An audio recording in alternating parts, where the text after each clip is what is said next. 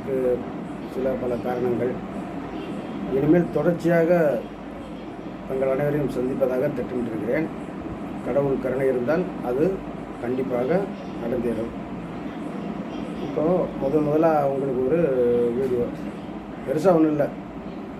ராமநாதபுரம் மாவட்டம் சாயல்குடியில் எழுந்தருளும் அருள்மிகு அங்காள பரமேஸ்வரன் அம்மன் கோவில் திருவிழா மற்றும் பசும்பொன் சித்தர் தேவரையா அவர்களுடைய குரு பூஜை விழா நடந்தது. அதை முன்னிட்டு கோவிலிலிருந்து பெண் பக்தர்கள் பால்குடம் சுமந்து சென்று சாயல்குடி பேருந்து நிலையம் முன்பு உள்ள தேவரையா கோவிலை அடைந்து அங்கு தேவரையாவுக்கு பால அபிஷேகம் நடந்தது.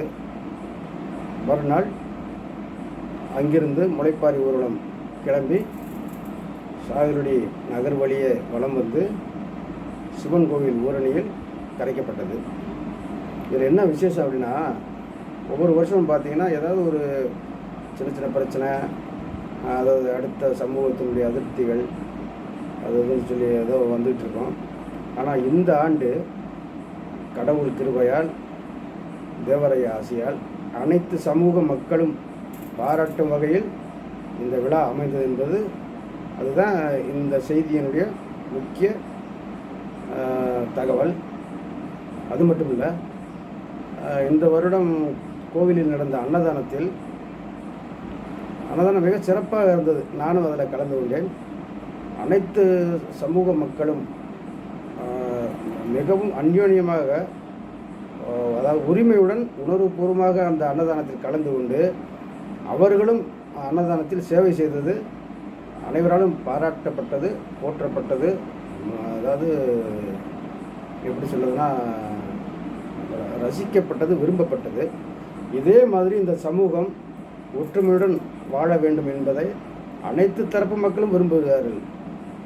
அதில் ஒரு சில விஷயங்கள் இருக்கலாம், அவர்களை பற்றி நாம் ஏன் கவலைப்பட வேண்டும்? பயிர் மட்டுமா விளையும், களையும் இருக்கும். களையை கவனமுடன் களைந்து எறிந்தால் இந்த சமூகம் என்ற நெற்பயிர் சிறந்து தழைத்தோங்கும் என்பது அடியனின் அசைக்க முடியாத நம்பிக்கை. அதை நோக்கி என்னுடைய பயணம் தொடரும். நன்றி, வணக்கம், மீண்டும் சந்திப்போம். இந்த விழா தொடர்பான சில வீடியோக்களை தங்களுக்காக நான் இங்கே பகிர்ந்திருக்கிறேன். தொடர்ந்து ஆதரவு தரும்படி அன்புடன் வேண்டுகிறேன். நன்றி, வணக்கம். என்றும் உங்கள் எஸ். முருகநாதன்.